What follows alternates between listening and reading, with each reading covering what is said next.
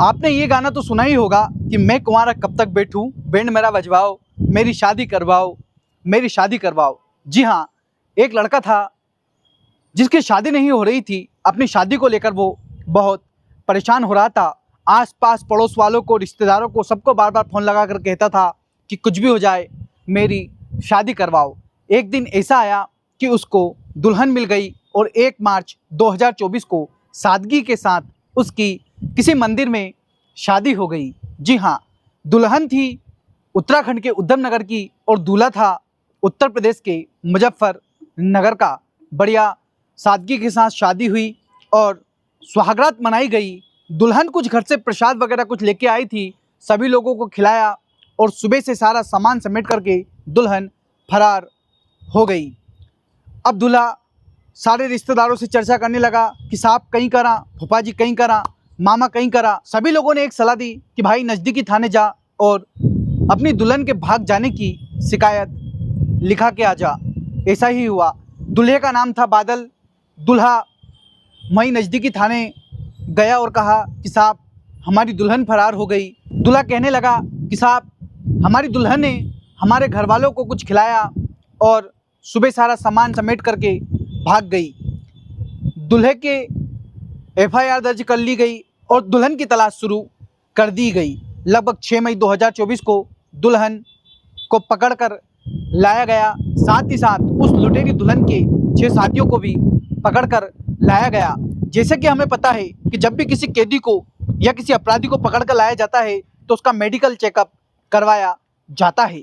जब इन सब का मेडिकल चेकअप करवाया गया तो पुलिस मेडिकल रिपोर्ट देखकर हैरान रह गई, क्योंकि दुल्हन के साथ साथ जो अन्य साथी थे 6, इनको भी एड्स था। यानी कि ये एड्स के रोगी थे। ये इस संसार के लिए एड्स के बम का काम कर रहे थे। ये खबर जब दूल्हे के परिवार तक पहुंची तो दूल्हे का परिवार परेशान हो गया। दूल्हे को कहना तो नहीं चाहते थे, लेकिन फिर भी पुलिस वालों के द्वारा मन के ऊपर पत्थर रखकर दूल्हे को बताया गया कि तुम्हारी दुल्हन एड्स पॉजिटिव है, क्या तुमने सचमुच इसी के साथ सुहागरात मनाई थी? तो दूल्हा कहता है जी साहब, इसी के साथ सुहागरात मनाई थी। तो दूल्हे को भी जांच के लिए भेजा जाता है, क्योंकि दूल्हे को तो वो गिफ्ट दे ही चुकी थी HIV एड्स का। इसके बाद जब इन सभी को जेल भेज दिया जाता है तो जो मुजफ्फरनगर के SP साहब रहते हैं वो इस दुल्हन से पूछते हैं कि अभी तुमने कितने लोगों के साथ ऐसी शादी की है? तो दुल्हन कहती है कि साहब मैंने 5 लोगों के साथ शादी की है और 5 लोगों को लूटा है।